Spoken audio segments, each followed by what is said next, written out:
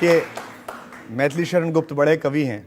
उन्होंने कहा कि अन्याय सहकर बैठ रहना यह महादुष्कर्म है, न्यायार्थ अपने बंधु को भी दंड देना धर्म है। इस हेतु ही तो कौरवों और पांडवों का रण हुआ, जो भव्य भारतवर्ष के कल्पांत का कारण हुआ। तो जहां न्याय की बात है, जहां देश की बात है, वहां किरण जी क्या मेरे सगी भाई बहन भी होंगे, अरविंद भी हो, कोई भी हो, तो उसके विरुद्ध बोला जाएगा। उन्होंने आंदोलन की मूल भावना के साथ अच्छा नहीं किया और ये बात जनता के बीच में लेकर गया। लेकिन आप कहते थे कि आंदोलन में हमारी साथी थी, बिल्कुल, इनके साथ मिलकर हमने लड़ाई लड़ी है, मैं बहुत इनकी इज्जत करता हूं। फिर कहा ये किराए की कप्तान। किराए की कप्तान मैंने इसलिए कहा कि देखिए, दिल्ली में बड़े बड़े नेताओं ने बड़ी तपस्या की है। जब उनका मैंने देखा जिस दिन उनका डिक्लेरेशन हुआ, जब अमित शाह जी राष्ट्रीय अध्यक्ष जो भारतीय जनता पार्टी के, उन्होंने कहा ये हमारी कप्तान होंगी, तो मैंने चेहरे देखे लोगों के जो दोनों तरफ बैठे थे, जिन्होंने भाजपा के लिए इतनी तपस्या की है। सतीश उपाध्याय जी इतने दुखी मुझे लगे और मुझे बड़ी सहानुभूति हुई। ऐसा लग रहा था कि बंद गले का कोट सिलवा लिया दूल्हे ने और घोड़ी भाग गई। हर्षवर्धन जी हमारे बड़े भाई हैं, मेरे गले के लिए दवाइयां देते रहे। उनके चेहरे का पूरे चुनाव के दौरान हर्ष गायब था। और जगदीश मुखी जी जगदीश दुखी दिखाई दे रहे थे। तो मुझे लगा कि जो पार्टी अपने जमीनी कार्यकर्ताओं के साथ ऐसा कर सकती है, उस पार्टी के साथ कार्यकर्ता क्या करेंगे, और कार्यकर्ताओं ने ये किया। मुझे लगता है हमारे लिए आत्मावलोकन का समय है और भारतीय जनता पार्टी के लिए आत्मनिरीक्षण का समय है ये इस समय जो उसे करना चाहिए। लेकिन मैं तो कह रहा हूं कि आप जो भिगो भिगो के मारते हैं। आपने कहा कि किरण जी मेरी बड़ी बहन है, मैं व्यक्तिगत हमला नहीं करूंगा, फिर पोस्टर लगवा दिए अवसरवादी हैं। नहीं, ये तो देखिए आपको तय करना पड़ेगा। दरअसल भाजपा चाहती थी कि ईमानदार अरविंद और ईमानदार किरण बेदी जी के बीच कंपटीशन हो, दिल्ली की जनता ये तय करे। हमारा कहना था कि ईमानदार अरविंद और अवसरवादी किरण बेदी जी के बीच कंपटीशन हो। तो सबसे पहले मैंने उसको विमर्श में रखा ट्वीट के जरिए, फिर मैंने उनके पुराने ट्वीट रिवील किए, और दूसरा जो आप दो बार रजत जी पूछ चुके हैं भिगो भिगो के कहना। देखिए दो शब्द हैं हिंदी में, एक है उपहास, एक है परिहास। उपहास जब किया जाता है तो महाभारत हो जाती है। जब एक भद्र वधू ये कहती है कि अंधे का बेटा अंधा, तो इससे महाभारत हो जाती है। परिहास देवर की बाह में काटी गई भाभी की चिकोटी है, जो दर्द तो करती है पर मीठा दर्द करती है। तो अब देखिए, किरण बेदी आपकी बड़ी बहन है, उनसे आपका मुकाबला था, उनके बारे में कुछ कह दें। लेकिन बेचारे राहुल गांधी, वो तो कहीं फाइट नहीं, आपने उनकी तुलना मंदबुद्धि बच्चे से कर दी। नहीं, उनको जो राष्ट्रीय स्तर पर जो नाम मिला, जो ये युवा बोलते हैं, वो भी मेरा ही दिया हुआ नाम था उनके लिए, जो मैंने दिया। मैं बोलूंगा नहीं वो नाम, ये जो आप पप्पू कहते थे। देखिए, मैं जब सामाजिक क्षेत्र में इस तरह नहीं आया था, राजनीति में नहीं आया था, तब भी जब कभी प्रधानमंत्री मनमोहन सिंह जी ये कहते थे कि राहुल जी आए, मैं कुर्सी उनके लिए छोड़ने के लिए तैयार हूं, तो मुझे ऐसा लगता था वो मेरा अपमान कर रहे हैं। क्योंकि रजत जी, देश का नंबर 1 शो है, ये सबसे पुराना शो है। आप मेरा साक्षात्कार ले रहे हैं, लेकिन मेरे पिताजी का नाम आप नहीं जानते। आप इतने बड़े एंकर हैं, हम आपके पूज्य पिताजी का नाम नहीं जानते। हम दोनों अपनी निजी प्रतिभा से यहां बैठे हुए हैं, ये लोग अपनी निजी प्रतिभा से बैठे हुए हैं। जब जब मनमोहन सिंह जी ने यह कहा कि मैं देश के सर्वोच्च कार्यकारी प्रधान की गद्दी इसके लिए छोड़ने को तैयार हूं, उन्होंने 64% उन युवक युवतियों का अपमान किया जो अपनी निजी प्रतिभा के सहारे पूरे हिंदुस्तान पर राज कर रहे थे। तो मुझे लगा आज भाजपा कुछ भी कहती रहे, 2010 तक वो इस देश के प्रधानमंत्री पद के दावेदार थे। उन्हें प्रधानमंत्री पद के दावेदार से खारिज करने के लिए मैंने अपनी पूरी ऊर्जा लगाई। और आज भाजपा छोड़िए, कांग्रेस ही मानने को तैयार नहीं है कि वो दावेदार है कि नहीं है। कांग्रेस तो मेरा मिशन सफल। लेकिन यही राहुल गांधी है जिन्होंने आपकी अमेठी में जमानत जब्त करा दी थी। देखिए, जमीर जब्त होने से देखिए, जमीर जब्त होने से जमानत जब्त होना बेहतर है। और जब कोई मेरे मित्र कहते हैं, भाजपा के दोस्त बहुत कहते थे अक्सर इस चुनाव से पहले, अब तो शांत है बेचारे कुछ दिन के लिए, इनकी तो जमानत जब्त हो गई थी। तो एक ने मेरे एक दिन फेसबुक पे लिखा, बताइए वो कौन नेता है राष्ट्रवादी जिसकी जमानत जब्त हो गई थी। तो मैंने कहा, पंडित अटल बिहारी वाजपेयी जी की मथुरा और लखनऊ में 2 बार जब्त हुई थी, इससे क्या फर्क पड़ रहा है। तो मैं भारतीय इतिहास का विद्यार्थी हूं। मेरा मानना यह है कि युद्ध में इतिहास आपका आकलन इस बात से नहीं करता कि आप जीते या हारे, इस बात से आकलन करता है कि आपने गोली पीठ पर खाई कि छाती पर खाई।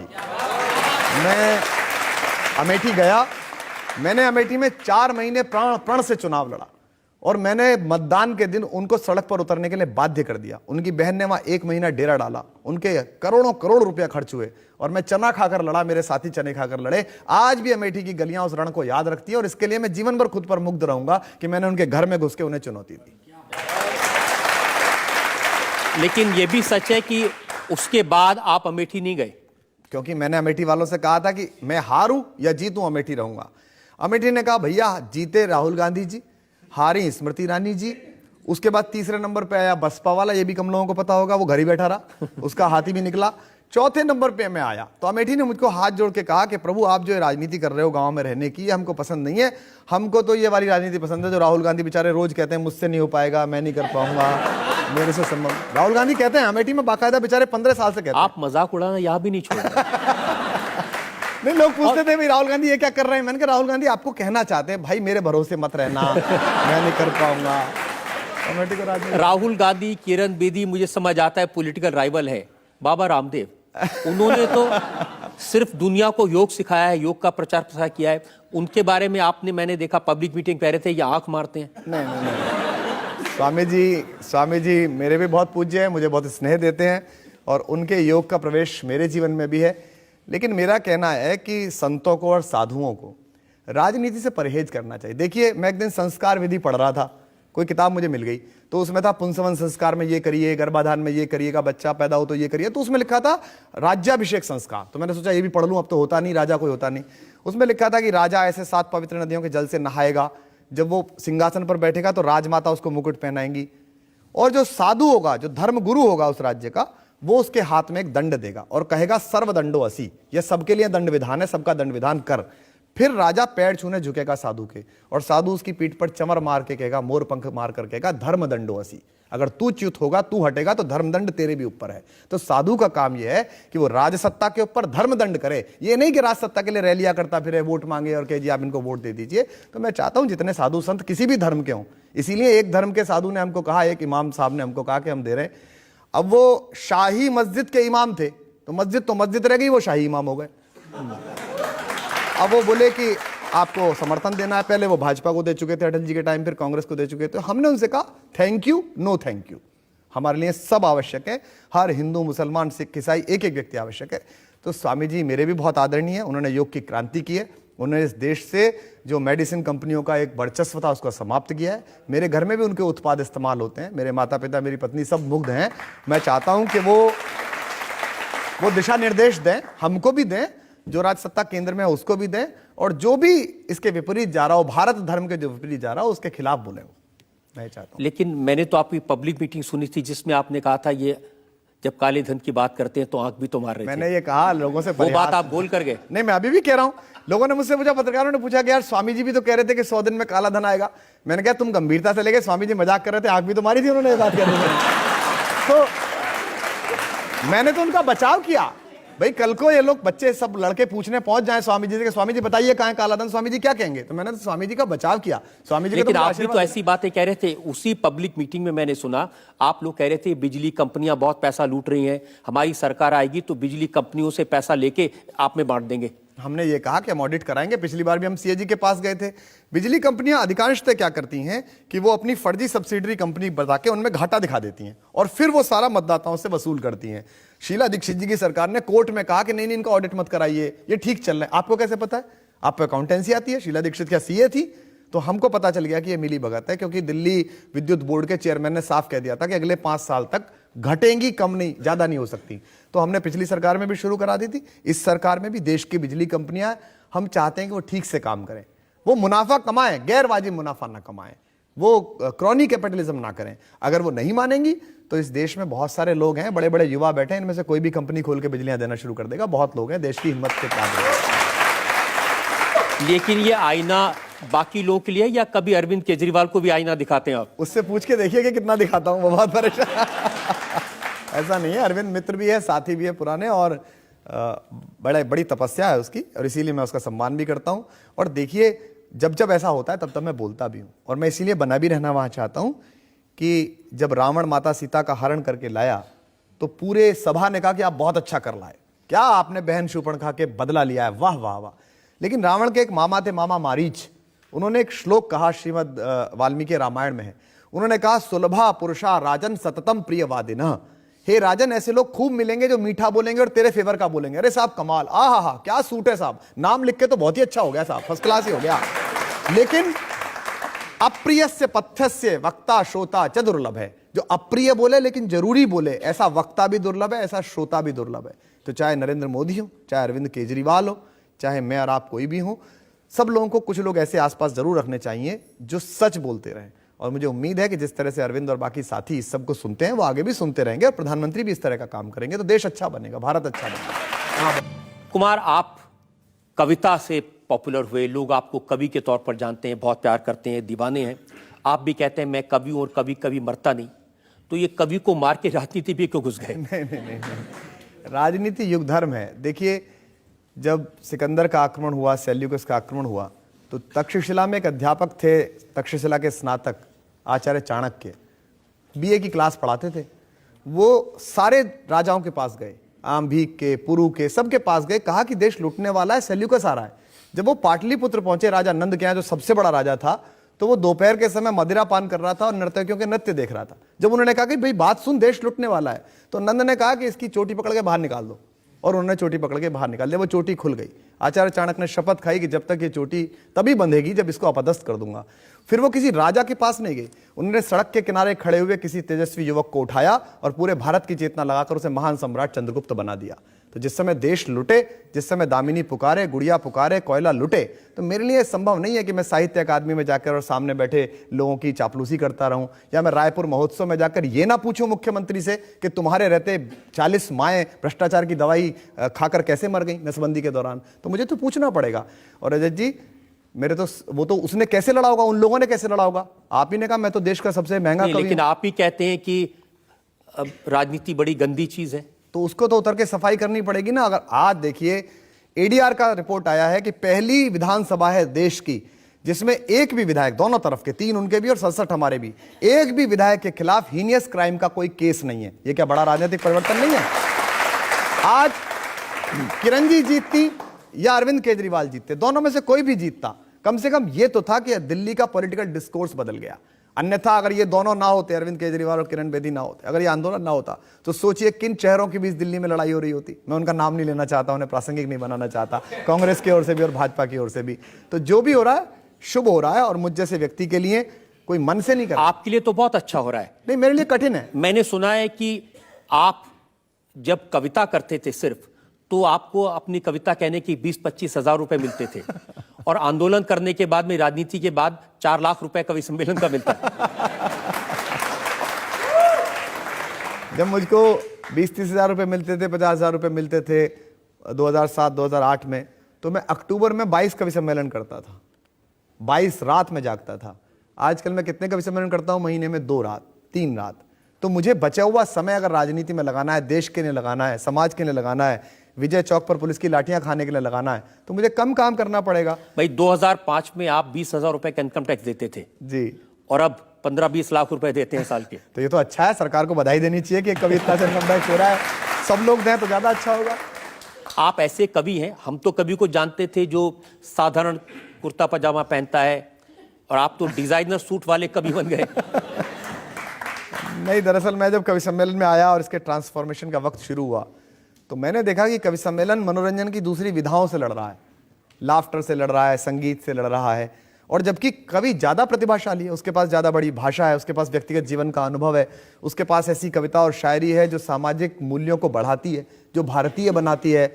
तो इस पर बड़ी लड़ाई हुई, क्योंकि हिंदी में दारिद्र्य चिंतन बहुत है, मतलब गरीब होना महान होना। पहले वो एक बार कवि को भूखा मर जाने देंगे, बाद में उसके ऊपर बहस करेंगे कि बड़े अच्छे थे साहब, भूखे मर गए, देखिए कितने अच्छे आदमी थे। तो जैसे आज बड़ी चर्चा करते हैं महाप्राण निराला की, नागार्जुन की, मैं तो उनके नखून के, पैर के नखून की धूल भी नहीं हूं, लेकिन क्या ये अच्छा लगेगा कि 100 करोड़ लोगों की भाषा का इतना मानद कवि अगर भूखा मर जाता?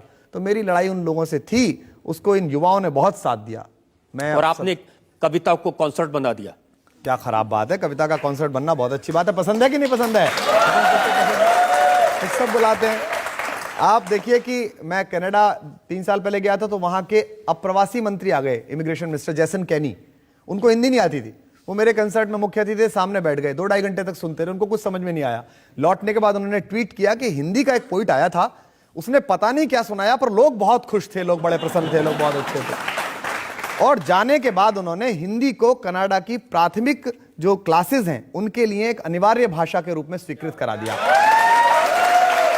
तो जिस माँ ने मुझे इतना दिया, जिस माँ ने मुझे ये कपड़े दिए, ये घड़ियां दी, ये गाड़ियां दी, ये तालियां दी, अगर उस माँ हिंदी के ऋण को चुकाने के लिए, उऋण करने के लिए ये छोटा सा प्रयास कनाडा में हो गया, तो कंसर्ट का ही सौभाग्य था, वरना वो कुर्ता पजामा और झोला पहन के तो जैसन के नहीं आ रहा सुनने का।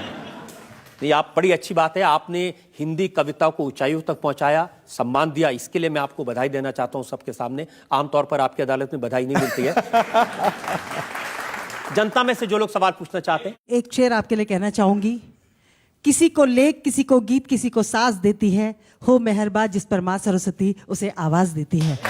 और इससे क्योंकि अभी वो विषय आया नहीं है, तो मैं उससे पहले ही आपसे पूछ लूं कि आज मैं आपसे ये बात, क्योंकि आम आदमी के संगठन में आप रहते हैं, तो मैं ये पूछूंगी कि शाजिया इल्मी और बिन्नी जैसे जिन्होंने आपसे बगावत की, अगर वो दोबारा आपका दरवाजा खटखटाए तो आप कहेंगे अंदर आइए, स्वागत है? बहुत आपका मौजू सवाल है। कोई बगावत भी नहीं थी। ऐसा होता है कि जब आपको याद है महाभारत के समय में भी जब पाले खिंच गए तो घोषणा की गई कि अब भी कोई समय बदलता हो तो बदल ले। तो कौरवों में से एक कौरव थे युयुत्सु, वो पांडवों की तरफ आ गए थे, वो ही अकेले बचे। तो ये पाला खींचा तो बहुत लोगों पर इधर उधर के दबाव थे। शाजिया हमारी दोस्त हैं, बिन्नी ने हमारे साथ काम किया है। अगर वो चाहते हैं कि आम आदमी पार्टी के उन्हीं मौलिक सिद्धांतों के अनुसार वो काम करें, तो ऑनलाइन हमारा हर एक कार्यकर्ता के लिए ऑप्शन खुला है। शाजिया की तो बात क्या, कोई भी आए, कोई भी अंदर काम करे, नीचे से काम करे, आगे बढ़ाए पार्टी को, साथ आ जाए। एक और आपके साथी हैं कैप्टन गोपीनाथ, बड़े उद्योगपति हैं। उन्होंने कहा कि उम्मीद ये करेंगे कि अब केजरीवाल पहले की तरह एरोगेंट नहीं हो जाएंगे। हमारे कुछ साथी ऐसे रहे जिन्होंने पार्टी जो है वो किसी चैनल के स्टूडियो में ज्वाइन करी और वहीं छोड़ दी। हमको ही नहीं पता चली कि पार्टी कहाँ है। हमको अक्सर लोग कहते थे आपकी पार्टी के बड़े नेता फलां जी। अब मैं अरविंद से पूछता था कि यार ये रामलाल जी कौन थे जो पार्टी छोड़ गए, तो बोले हमको भी पता नहीं था। तो हमारी पार्टी से कोई भी जो जाता था उसकी खबर बड़ी बनती थी। कैप्टन गोपीनाथ जी से हमारा, मैं तो आज तक उनसे मिला भी नहीं, अरविंद भी उनसे कभी नहीं मिला, लेकिन उन्होंने ये सुझाव दिया है, उनके लिए धन्यवाद। हम ध्यान रखेंगे कि विजय विनम्रता लेकर आए, अहंकार ना रहे हम में भी और कार्यकर्ताओं में भी। और फिर से धरना तो नहीं देंगे? नहीं कि धरना क्या है, धरना क्या है, धरना ये है कि पति पत्नी के बीच भी होता है, राधा ना बोले ना बोले ना बोले रे, घूंघट के पटना खोले रे, ये भी धरना ही है राधा का। कृष्ण के सम्मोहन के खिलाफ उनका धरना है कि तुम मेरी बात नहीं मानोगे, बांसुरी ज्यादा बजाओगे, तो राधा रानी कहती है राधा ना बोले ना बोले ना बोले रे। तो अगर सरकार नहीं सुनेगी, रोहतक में एक बेटी पुकार रही है, कहाँ जाएं बताइए आप। वहाँ के मुख्यमंत्री कहते हैं कि जो लड़कियां जीन्स पहनती हैं उनके साथ ज्यादा बलात्कार होते हैं, प्रधानमंत्री कहते हैं बेटी बचाओ। हम धरने पर उतरते हैं तो प्रधानमंत्री कहते हैं जंगल भेज दो इनको, ये नक्सली हैं, वो तो दिल्ली वालों ने रख लिया वरना भेज ही देते हमको। तो अगर हमारी बात सुनी जाएगी, हम पहुंचेंगे, हमारी बात सुनी जाएगी, तो हम जरूर चाहेंगे कि लोकतांत्रिक तरीके से बात हो। न सुनी जाएगी तो धरने का ऑप्शन भी खुला है, रैली का भी खुला है, अनशन का भी खुला है, उपवास का भी खुला है। कुमार, आपके साथियों का जिक्र हुआ है, उनकी भी बात करेंगे, कुछ और इल्जाम लगाएंगे, सफाई मांगेंगे, सवाल पूछेंगे। इससे पहले एक छोटा सा, जब शाजिया इल्मी आपकी पार्टी छोड़ती हैं तो आप कहते हैं धीरज धर्म मित्र नारी आपातकाल पर रखिए चाल। तुलसीदास जी पर मुकदमा करिए, वो कह के चले गए, मेरा मतलब क्या। अब देखिए, तुलसीदास जी तो ये भी कह के चले गए ढोल गवार शूद्र पशु नारी सब ताड़न के अधिकारी। मैंने एक पंक्ति ट्वीट कर दी थी और मुझे लगता है वो यूनिवर्सल है। और तो जो उनकी बात है सब ताड़न के अधिकारी, ये भी मानते हैं आप? नहीं, मैं ऐसा कोई बयान नहीं दूंगा, फिर आप दोबारा कंट्रोवर्सी पैदा कर। Welcome back. आपकी अदालत में आज हमारे मेहमान हैं आम आदमी पार्टी के नेता, जाने माने युवा कवि कुमार विश्वास। आपकी अदालत में अगला इल्जाम। आपकी अदालत में कुमार विश्वास पर आरोप है कि ये अपने बयानों से विवाद खड़े करते हैं। अब देखिए, आप बड़े कवि बन गए हैं, बड़े नेता बन गए हैं, बड़ी फॉलोइंग है आपकी, लेकिन अब क्या हो रहा है, लोग इतिहास में जा रहे हैं, ढूंढ रहे हैं कुमार विश्वास ने 2008 में क्या कहा था, 2005 में क्या कहा था। तो मैं 2008 की बात पहले बता दूं। ठीक है, बता दें। आपने कहा कि पहले आदमी बीमार पड़ता था, बेचारा पुरुष अस्पताल में तसल्ली रहती थी, पहले जो नर्सें रहती थी वो केरल से आती थी, काली पीली। मैं सदा कहता हूं, अगर आपको अपनी 7वीं पीढ़ी में आपके दादाजी कब साइकिल से गिरे थे ये पता कराना है तो एक बार चुनाव लड़ लीजिए, लोग ढूंढ के ले आएंगे कि दादाजी ने उन्होंने ये किया था, आराम के साथ। हमारे एक साथी हैं, आपके शो में भी आए हैं, सिद्धू पाजी। भारतीय जनता पार्टी के राष्ट्रीय उपाध्यक्ष हैं, बड़े नेता हैं, पंजाब में उनको प्रोजेक्ट करने की पार्टी सोच रही है। एक दिन मैं टीवी देख रहा था, मुझे लोगों ने उनकी क्लिप भेजी। उन्होंने ये कहा किसी हीरोइन से, मैं नाम नहीं लूंगा, कि आप चुनाव लड़ लीजिए। कपिल ने कहा, जो शो होस्ट करते हैं, उन्होंने कहा ये पार्लियामेंट में आ जाए तो मेरी 100% हाजिरी हो जाएगी। तो ये तो देश के सर्वोच्च सदन का अपमान है, देश की सबसे बड़ी पंचायत का अपमान है। लोगों ने कहा इसे उठाइए। मैंने कहा नहीं, वो एक हास्य के शो में जो कह रहे हैं वो पॉलिटिकली इनकरेक्ट है। जब वो बाहर निकलकर बात करते हैं कांग्रेस पे तो वो पॉलिटिकली करेक्ट आंसर है। तो 2005 में अगर मैंने कोई ऐसा चुटकुला सुनाया जिसे सब सुना रहे थे, उस समय देश के सारे कवि सुना रहे थे, उसको आप ले आए। एक मैं उनको मिलना चाहता हूं, मुझे मिल नहीं पाया। एक कोई श्रीमती भावना है, कोई कुमारी भावना जी हैं, वो चुनाव में आहत होती हैं और चुनाव के बाद फिरोज हो जाती हैं। पिछली बार वो अमेठी में आहत हो गई, 83 मुकदमे करा दिए उन्होंने मेरे खिलाफ। अभी 6-7 महीने से वो चुप सोई हुई थी, अभी चुनाव से पहले फिर आहत हो गई। वो पता नहीं क्या चक्कर है उनका। तो जब लेकिन जब ये तो आपने कहा था कि नॉर्थ इंडिया से जो नर्सें आती हैं वो शानदार होती हैं। नहीं ये पीटर रसल को सुनने वाले लोग 5,000 रुपए का टिकट देकर, पीटर रसल सुबह दोपहर शाम ब्राउनी बोलता है, यू ब्राउनीज, ब्राउनी ऐसे करते हैं, ब्राउनी ऐसे करते हैं। ये सारे एलीट जो है ना, ये शाम को वोदका पीने वाले, well you know this Kejriwal guy is doing something very good, ये सब इनके दिमाग के खपत है। उसको तो बड़ा खुश होते हैं क्योंकि अंग्रेजी में बोल रहा है, ओहो वो साहब की भाषा में बोल रहा है। मैंने हिंदी में कोई चुटकुला सुनाया जो पॉलिटिकली इनकरेक्ट था, देखो ये एंटी विमन है, सेक्सिस्ट है। सेक्सिस्ट होते हैं वो लोग जो रेप के आरोप में मंत्रिमंडल में बैठे हुए हैं। सेक्सिस्ट होते हैं वो लोग जो कहते हैं कि जींस पहनिए। हम लोग सेक्सिस्ट नहीं हैं। हम लोग तो, दामिनी पुकारती है तो मैं अपनी मैरिज एनिवर्सरी के दिन लाठियां खाने जाता हूं। 4 बार पुलिस ने पीटा। गुड़िया पुकारती है 6 साल की तो हम लाठियां खाने जाते हैं। लेकिन जब शाजिया इल्मी आपकी पार्टी छोड़ती हैं तो आप कहते हैं धीरज धर्म मित्र नारी आपातकाल पर रखिए। तुलसीदास जी पर मुकदमा करिए, वो कह के चलेगा, मेरा अब देखिए तुलसीदास जी तो ये भी कह के चले गए, ढोल गवार शूद्र पशु नारी सब ताड़न के अधिकारी। तो अब ये जो मनुवादी होने का मुकदमा ये भी तुलसीदास जी पर चला ही है। दुर्भाग्य से अब ये है कि वो हमारे साथ नहीं है, हमारा दुर्भाग्य है। सौभाग्य है कि वो ईश्वर के पास हैं। बाबा तुलसी कहकर गए। तो मैंने एक पंक्ति ट्वीट कर दी थी और मुझे लगता है वो यूनिवर्सल है। बाबा तुलसी उन लोगों में से जिनकी एक अर्धाली पर एक PhD दी जा सकती है। और तो जो उनकी बात है सब ताड़न के अधिकारी, ये भी मानते हैं आप? नहीं, मैं ऐसा कोई बयान नहीं दूंगा, फिर आप दोबारा कंट्रोवर्सी पैदा कर। लेकिन ये सही है कि धीरज धर्म मित्र और नारी आपातकाल पर रखिए चारी। जब आपत्ति आए तभी पता चलता है, एडवर्सिटी में ही पता चलता है कि लोग आपके साथ हैं या ना हैं। शाजिया हमारी दोस्त है, लेकिन उन्होंने एक एडवर्सिटी में पता नहीं किस लिए उन्होंने ऐसा कदम उठाया। मैंने उनसे बात भी की थी, उन्हें कन्विंस भी किया था। मुझे उम्मीद है कि वो दोबारा मुख्य धारा में लौटेंगी और पहले तरीके से कार्यकर्ता की तरह हमारे साथ काम करेंगे। कुमार, थोड़ा और पीछे जाते हैं। 2003 का एक वीडियो है यूट्यूब पर। इसमें कहा कि कवि सम्मेलन के दौरान मुहर्रम पर आपने जो मजाक किया वो बड़ा इशू बन गया। हजरत इमाम हुसैन के बारे में जो कहा वो बड़ा ऑब्जेक्शनेबल था और उसको लेकर के देश भर में काफी हंगामा हुआ। एक बात मुझे आज तक समझ में नहीं आई कि जो विवादित वीडियो मेरे फैलाए जाते हैं ये 40 सेकंड के क्यों होते हैं, ये 5 मिनट के क्यों नहीं होते, ये 1 घंटे के क्यों नहीं होते? क्योंकि उनको पता है कि 5 मिनट अगर कुमार विश्वास सुनवा दिया तो जो विरोध करने वाला है वो वीडियो लाने वाले को पीट देगा कि तू बदतमीजी कर रहा है, इसमें तो कुछ बोला ही नहीं। उनको पता है 40 सेकंड काटेंगे, 40 सेकंड काटा, देखो कुमार विश्वास के। अरे पूरा वीडियो सुनिएगा। मुझको किसी ने कहा कि आपने ऐसा बोला, मैंने कहा देखिए भाई, अगर आपकी भावना आहत होगी तो माफी मैं तो मांग लेता हूं तुरंत, भैया माफ कर दीजिए। लेकिन ये पॉलिटिकली इनकरेक्ट बात थी और इसको पूरे प्रसंग में सुनिएगा, लंबे प्रसंग में सुनिएगा।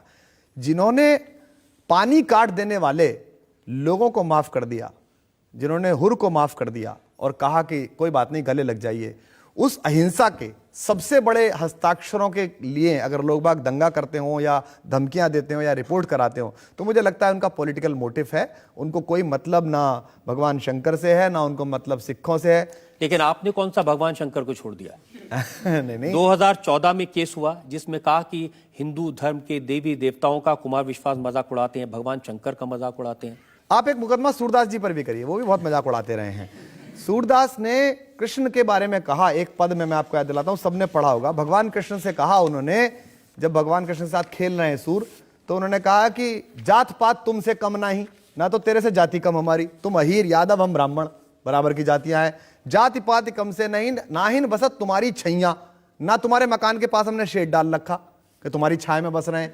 अति अधिकार जनावत या थे, अधिक तुम्हारे हैं कछु गैया, 4 गाय तुम्हारे पिताजी के पास फालतू है तो भगवान बने फिर रहे हो। ऐसा सूर कृष्ण से कह रहे हैं। तो ये वो देश है जो भगवान तक से मैत्री स्वीकार करता था। ये तो भगवानों के ठेकेदार आए हैं जिनके ऊपर पीके में आमिर खान ने बहुत अच्छा मजाक उड़ाया। ये नए ठेकेदार आए हैं। ये बताएंगे हमें कृष्ण के बारे में।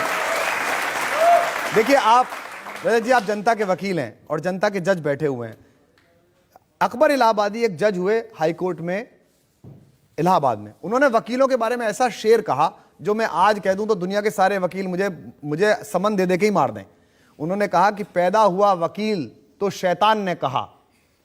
पैदा हुआ वकील, ये एक जज साहब ने कहा, मेरा शेर नहीं है भैया, वकीलों माफ करना।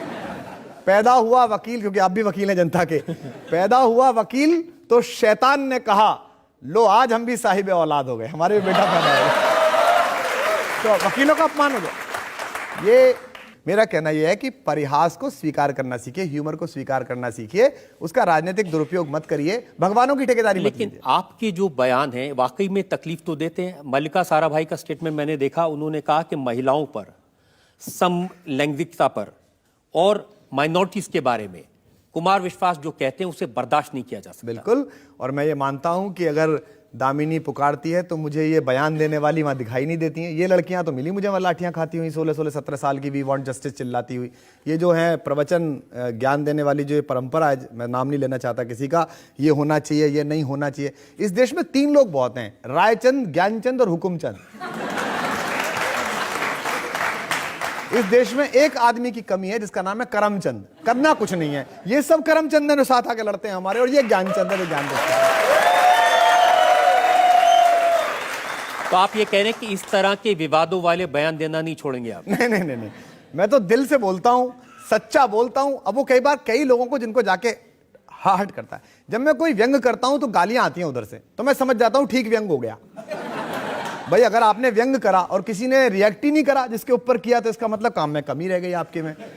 अंग्रेजी में कहावत है कि भाई मरे कुत्ते को कौन लात मारता है, जिंदा कुत्ते को लात मारो तो वो बोलता है। तो मैं जब व्यंग करता हूं, या मैंने जो 2 लाइन पोस्ट की, उसने पूरा डिस्कोर्स बदल दिया। मैंने कुछ नहीं कहा, मैंने एक शेर पोस्ट किया, एक 2 पंक्ति पोस्ट की, युद्धों में कभी नहीं हारे हम डरते हैं छल छंदों से, हर बार पराजय पाई है अपने घर के जय चंदों से। लखनऊ के कवि हैं आदरणीय विद्वत वाजपेयी, उनकी 2 पंक्तियां पोस्ट की। पूरे देश में बहस शुरू हो गई, टीवी चैनलों में बहस शुरू हो गई, कुमार विश्वास ने ऐसा कहा। लोगों ने समझना शुरू कर दिया कि किरण जी गलत तो नहीं कर रही। मध्यम वर्ग ने कहा हाँ यार किरण जी गलत कर रही है। डिस्कोर्स बदल गया, भाजपा हार गई, अब गालियां बक रहे हैं मुझे कि कुमार विश्वास ने गलत। मैं आपकी बात को सपोर्ट करता हूं। तो कवि तो लिखते हैं, जाही आदि अनादि अछेद अभेद सुबेद बतावें, ताही अहीर की चोहरियां छछिया बरी छाछ पे नाच नचावें। ये बहुत अच्छा याद दिलाया रजत जी ने। और कौन कह रहा है? भगवान श्री कृष्ण भुवन मोहन कन्हैया के बारे में ऐसी गंदी बात, अगर आज की तिथि में जो कहते हैं गंदी, कौन कह रहा है पता है आपको? सैयद इब्राहिम रसखान। आज तो ये दंगा कर देते दोनों परिषद वाले, ये बजरंगी सारे के सारे। वो एक तो कहता कि इस्लाम का हो कि तुमने प्रशंसा क्यों की, बुत परस्ती की फतवा जारी करो, और दूसरा कहता कि तुमने हमारे कृष्ण को अहीर का छोरा क्यों कहा। अच्छा हुआ कि ये इतने बड़े बड़े कवि इनके आने से पहले ही निकल लिए स्वर्ग की ओर, वरना ये इनका जीना हराम कर देता। मेरा आपको जरूर ये कहूंगा कि इस तरह की अलग जगाते रहिए, इस तरह की बात कहते रहिए और दिल से बोलते रहिए, डरिए मत। हम एक ब्रेक के रुकेंगे और ब्रेक के बाद आपकी अदालत में कुमार विश्वास पर इल्जाम और सवाल काफी बता। पार्टी में गोपाल मुझसे छोटे हैं, केवल अरविंद बड़ा है। तो आपकी इस जवानी का राज क्या है? जो आपकी ये उत्तर तब सॉल्व होगा जब रजत जी अपनी जवानी का राज बता दें।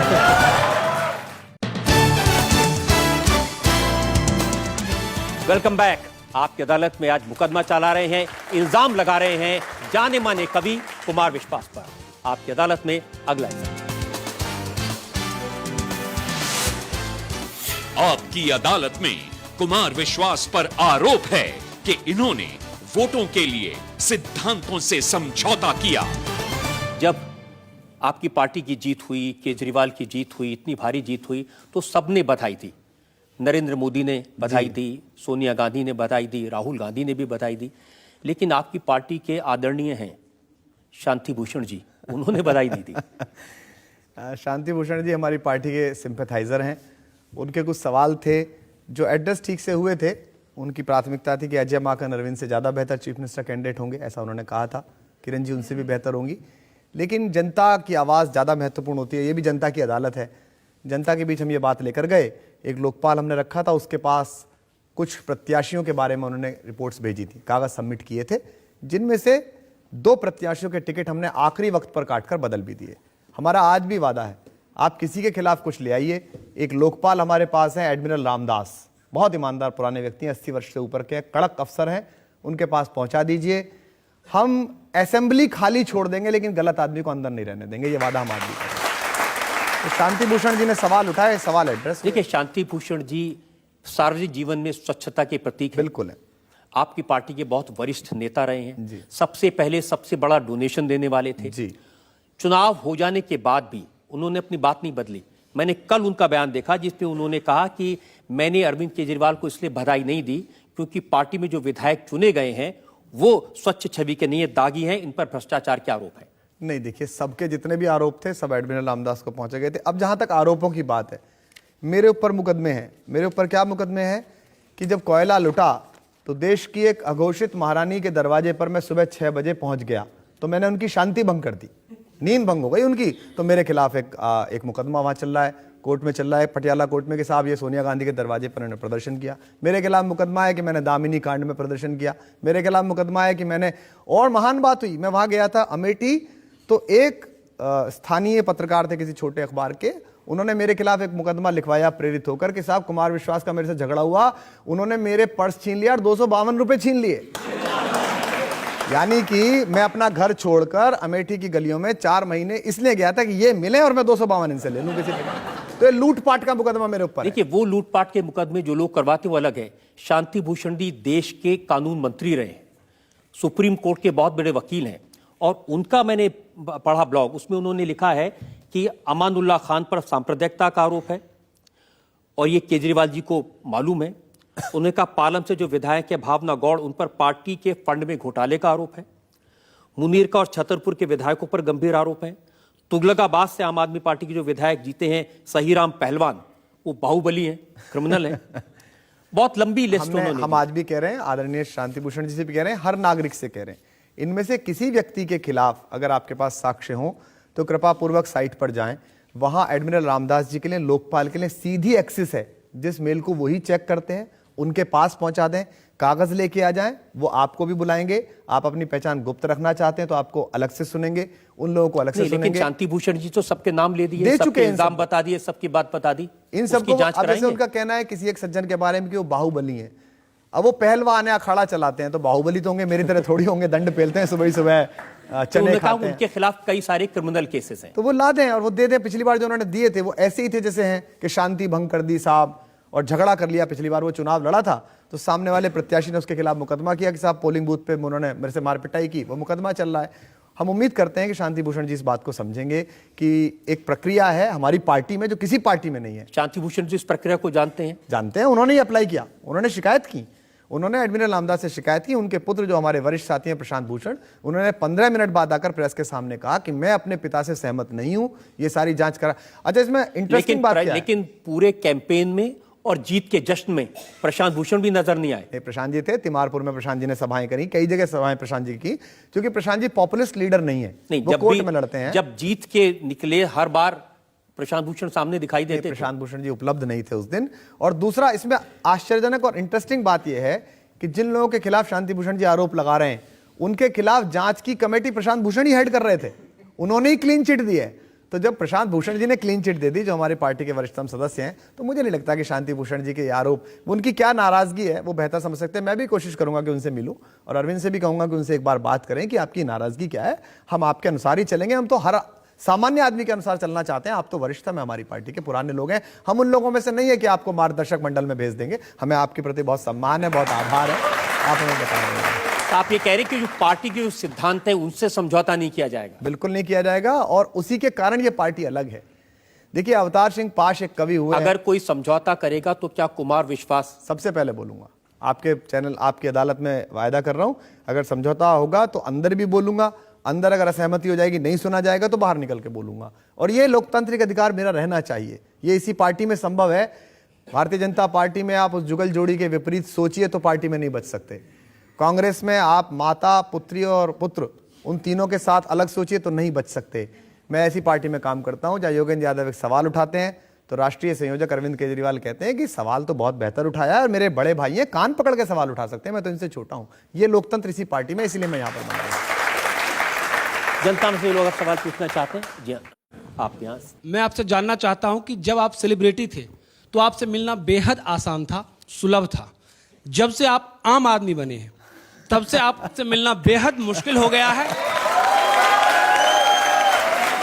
और ऐसा भी सुनने में आया है कि आपसे बात करने के लिए चेक मांगा जाता है। क्या नहीं, सही है? ऐसा तो नहीं है। देखिए, उनकी इच्छा पे निर्भर नहीं करता, हरी इच्छा पे निर्भर करता है कि मैं और आप बात कर रहे हैं। भगवान की इच्छा थी कि आप यहाँ आए। ये रजत जी की इच्छा पे निर्भर किया है सर। नहीं, देखिए देखिए, मैं एक सामान्य आदमी हूँ, 24 घंटे जीवन में है। शारीरिक रूप से भी इतना सक्षम नहीं हूँ कि मैं उतना, फिर भी मैं 18 घंटे के आसपास काम करता हूँ, केवल 4-5 घंटे सो पाता हूँ। उसमें जितना अधिकतम काम हो सकता है। कई बार क्या होता है, आपके स्नेह में वशीभूत लोग आपसे लंबी लंबी बात करना चाहते हैं, खूब सारी बात करना चाहते हैं, तो वो सबके साथ संवाद नहीं हो पाता। फिर भी आपको पता होगा कि जो लाइक एनालाइजर एक वेबसाइट है, उसने मेरे पेज को हिंदुस्तान के पहले 5 मोस्ट इंटरेक्टिव पेजेस में गिना है, जिसमें सबसे ज्यादा बातचीत होती है। आप कुछ लिखते हैं तो नीचे जवाब भी दिया जाता है। मैं खुद भी कोशिश करता हूं कि अपने फोन पर कभी कभार जाके लोगों की बात संबोधित कर दूं, और आपने सलाह दी है तो मैं आगे से कोशिश करूंगा कि एक समय निकालकर हफ्ते में एक ऐसी स्थिति करूं ताकि आप जैसे दोस्तों से लगातार बात होती रहे। बहुत बहुत धन्यवाद सर। मैं पूछना चाहती हूँ कि लोकसभा चुनाव लड़े हुए कई उम्मीदवार दिल्ली विधानसभा चुनाव लड़े, लेकिन आप दिल्ली विधानसभा चुनाव नहीं लड़े। शायद आपको भी इतनी बड़ी जीत की उम्मीद नहीं थी? देखिए, बिल्कुल आप सही कह रही हैं, इतनी बड़ी जीत की उम्मीद नहीं थी। हम सुबह जब निकले थे काउंटिंग के दिन में अरविंद, तो हम सोचते थे 45 से 50 के बीच हम कहीं रह जाएंगे। जितनी बड़ी जीत है उतनी ज़्यादा उम्मीदें हैं, उतनी ज़्यादा आंखें, उतने ज़्यादा दिल हमारे साथ जुड़े हुए हैं।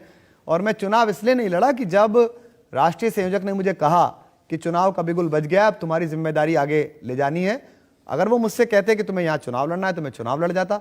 उन्होंने मुझे कहा कि तुम्हारी इतनी सभाएं लगनी है, इतना मीडिया इंटरेक्शन करना है, सोशल नेटवर्किंग पर ये काम करना है। मैं सचिन तेंदुलकर से कई मामलों में बहुत प्रभावित हूँ। उन्होंने एक बात कही थी, मैं कप्तान नहीं बनना चाहता, पर मैं किसी कप्तान की वो टीम सोच नहीं सकता जो मेरे बिना खेल पाए।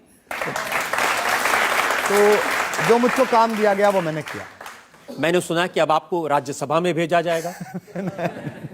नहीं, पार्टी तय करेगी चीजों को, अभी तो बहुत दूर है। कल भी मुझसे कोई कह रहा था कि आप राज्यसभा जा रहे हैं क्या? मैंने कहा वो 35 मिनट का रास्ता है, 2018 में तय होगी, अभी चल दूं क्या वहां से घर से निकल के?